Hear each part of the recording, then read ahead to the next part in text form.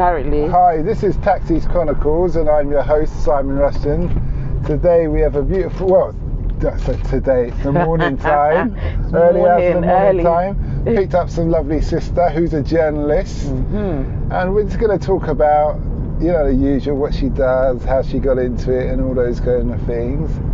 So, Diane.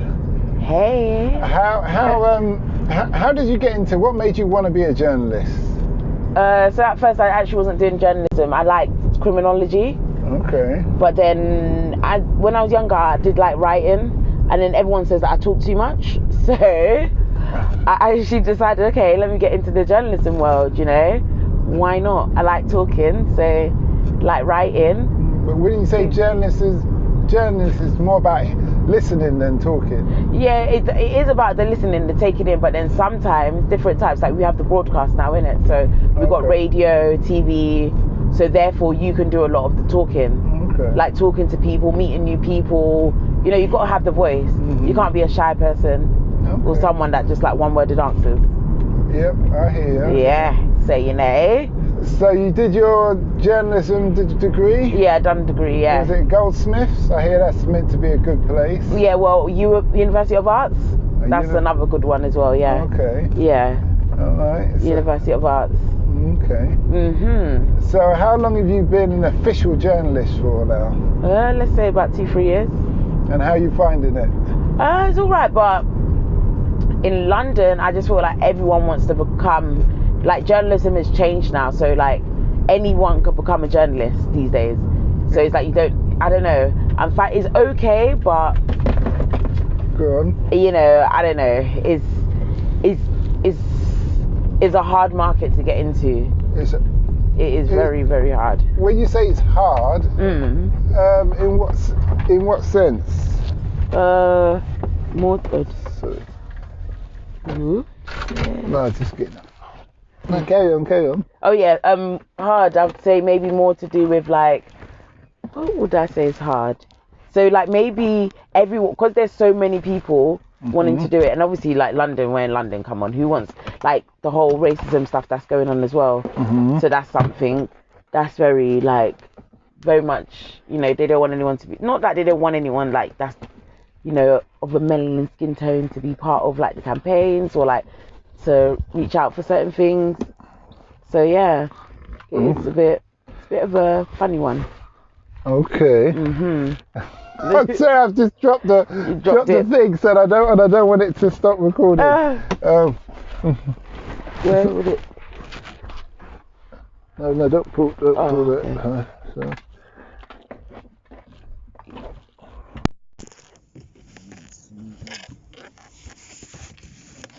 This is the first time I've had this kind of like thing. That's happened.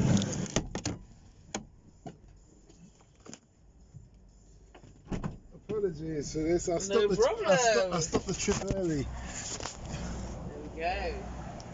And it's still recording. Oh my gosh. Okay. So I have to cut. This is the first time I'm going to have to edit. I don't normally edit. This is the first time for everything. Yeah, tell me about it. I taught myself a lesson today. Don't put it on the thing. Basically. Yeah.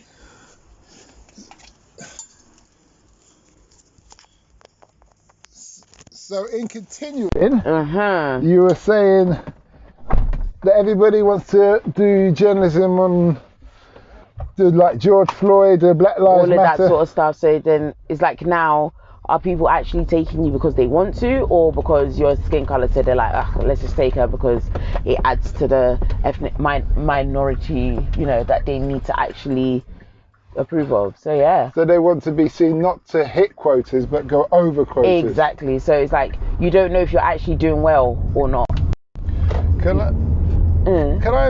I was talking to someone. I was talking to someone. Yeah. And what they were talking is another journalist. Okay. And what we were talking about is that the future of journalism is actually going to become more of a personal thing. Okay. Because if you network, if you're good at networking and knowing the right people in the sense of when you're investigating stuff, maybe this is like a bit of investigative journalism. I don't know too much about the industry. Yeah.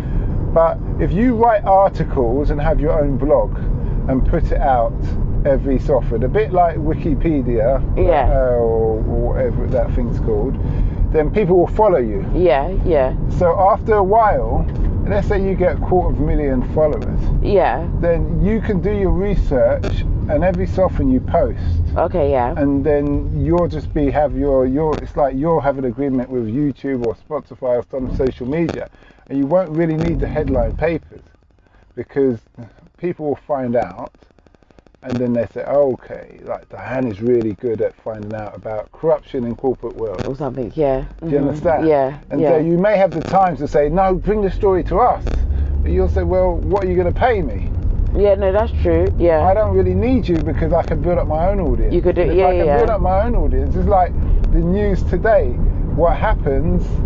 They rely on the public to film stuff. No, 100%. And they're not, and they're trying to do it in a biased way. They're trying to do when they're trying to promote it, they promote it in a way as if to say something happened and it didn't. You know, like when the policeman was run into the crowd and got locked off the horse. On yeah. They made out that it wasn't the way it happened, but everybody saw the video before they could even copy it off the internet and put it out their way. So they're behind, and they're always going to be behind because they can't twist the story. Yeah, so fair enough. In that sense, and this is just a theory, or my opinion, I should say, is that it's gonna, you as a journalist, you could write articles and do your own research on things, and if they don't want to publicise it, you publicise it. Yeah, no, but yeah, definitely, because obviously now it's like if someone else doesn't want to do something for you, what are you gonna do? Just sit down and wait?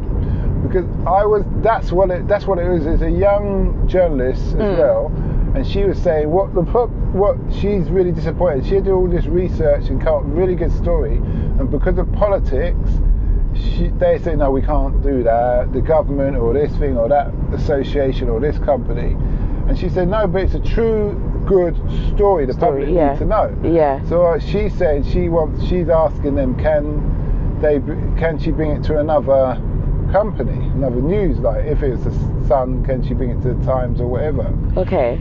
But I said I wouldn't do that. I'll just post it independently. Do you understand? Okay, that's fair enough. So she said, well, they might find you. I said, well, it's not a problem. You post it under your lover's name and anonymous. And this is and then you can take recognition later on, or you can let someone else take recognition. As long as you're getting the message out, then that's true. Yeah. So it's just food for thought, really, in the way you're going. No, that's fair enough. It all depends. Yeah, it depends on where you're trying to head at as well.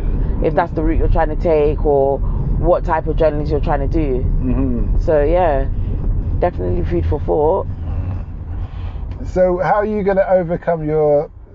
Furthermore, as a journalist over this whole lockdown situation, what happened for you? What was it like for you? I mean, obviously it depends on if you've got a job, then you're doing your job, but then it's like there's nothing to talk about, or there's nothing to promote, or nothing to, do you know what I mean? Because like the gossip isn't out there anymore. It's all about the COVID at the moment, so it gets a bit boring, it gets a bit tedious. So, then the question is more, is COVID real, all of that sort of stuff. But I say this. No, sorry, I interrupted you. No, I'm done, yeah. What I'm thinking is, I was having a discussion, I've had this discussion quite a few times, and I said, the government hasn't handled the situation properly. Yeah, 100%. If they know, I'm not talking about the lockdown and all of that, I'm talking with the public. Yeah. If they know the children can't go to school, or they don't want the children to go to school, they should make the BBC an educational channel. Okay, So all the, let's say 10 or 12 years old down, you're educating those children throughout the day through TV. Okay, yeah. You're having like a schedule. You're having a playtime, you're having a break time, and even on the break time you're saying, this is what we're going to have for breakfast tomorrow, or lunch, and everybody can make sure they have the bit of vegetables, a bit of meat, a bit of this, get your parents to get you this. Okay, that's that fair. whole kind of thing, you're just looking after the public. Then the same sense, let's say another channel becomes for the senior citizens, where those are the real vulnerable ones. So you teach them about they need the vitamin D. Okay, they're yeah. going to sit by the window, open the window, let the sun hit them, get the energy That source. sort of, yeah. You need to eat healthy meals, so you're going to eat some non-fried foods. Yeah. All these kind of things that, you know, and then you have a little fitness session as well for them. So you have early morning fitness and evening fitness, you know, like 10 or 15 minutes, something that OAPs can do. Okay, yeah, no, that's fair. They should have been doing all of that. That's what I'm saying. 100%. But they haven't done anything. Now, as a journalist, you could that could be a line to say, why hasn't the government not done this, that? Nah, yeah, because I feel like with the government, they know what they're doing. They know what they want. They know what they want out of the situation, and they know what to do. Because if we all know that you can do that, why wouldn't you just do it? If it's helping. We don't all know. And we don't all understand. Because this is the point. It's like we don't all have big houses with gardens. Yeah, no, exactly. Yeah, exactly. So, as a journalist now, it's a good opportunity for you to be seen to question that government. Why? Go on. Do you know what it is when it comes to the government? I feel like because it's the government, it's like they know what they want to do. So it's like as much as anyone can go up to them and say, oh, why are you not doing this and da.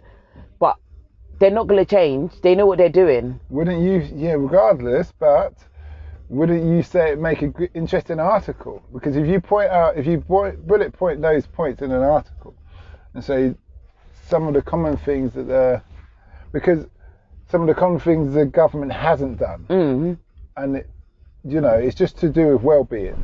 Okay, yeah. It's not to do with vaccinations. It's not to do with 5G. It's not to do with the economy. It's just to do with well-being, which is is meant to be paramount. But they haven't addressed. Okay, why? That's a good article. No, that's true. That would raise an eyebrow too. So it's like my gift to you.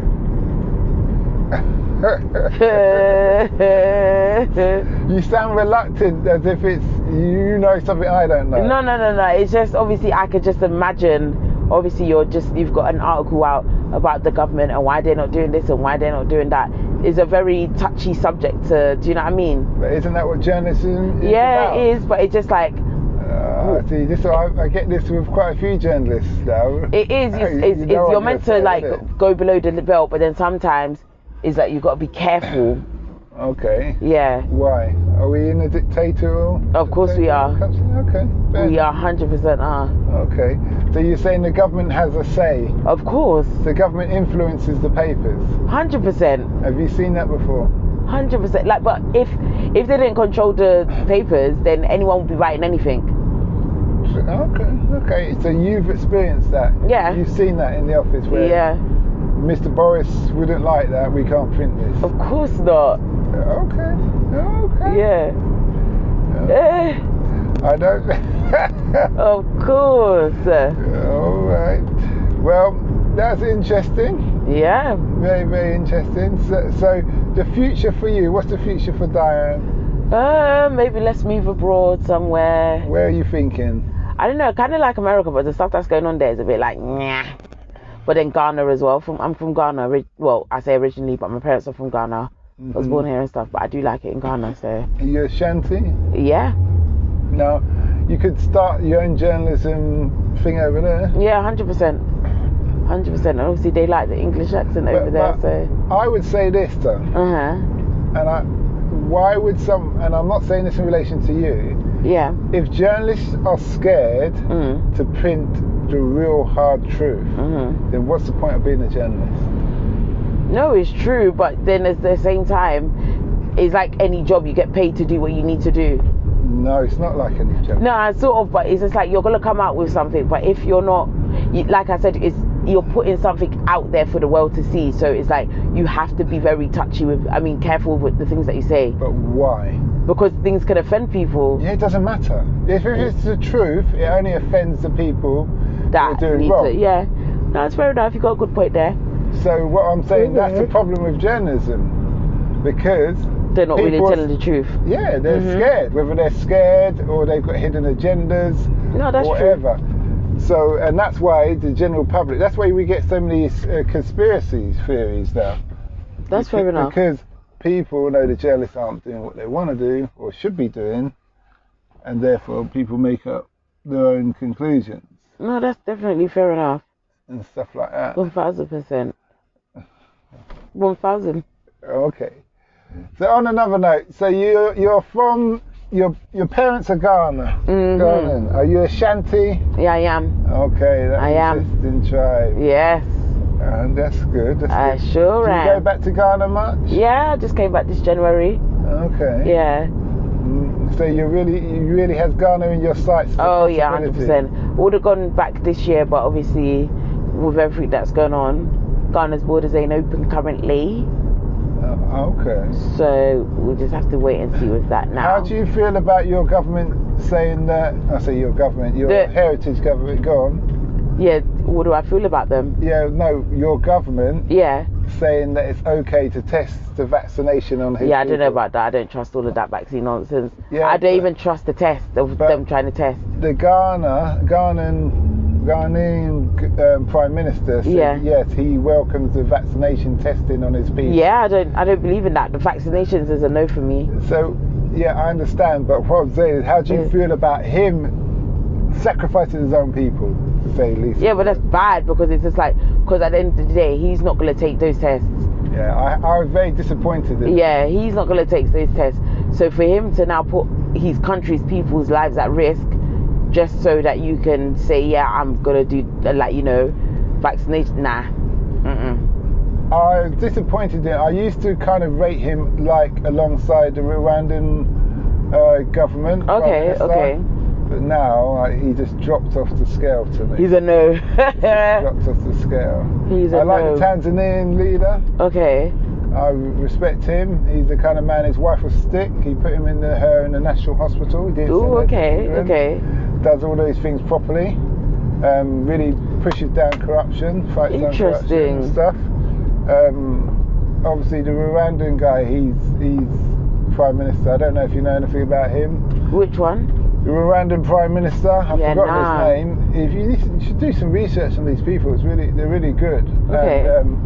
But he runs his country quite iron fist, but he's good, and it needs that because they still haven't fully recovered from the COVID. No, not the COVID. They had the genocide. Okay, what's that? Two tribes. Oh right, yeah. Do you remember that? Yeah. And stuff. But, okay. But it's been interesting talking to you. Yeah, you too. We've covered one thing to another. Sorry about the dropping. No, that was fine. Of the hard drive. It's fine. I wish you luck whether you choose America or Ghana. But if I was you, I'd rather choose Ghana. Okay. Yeah.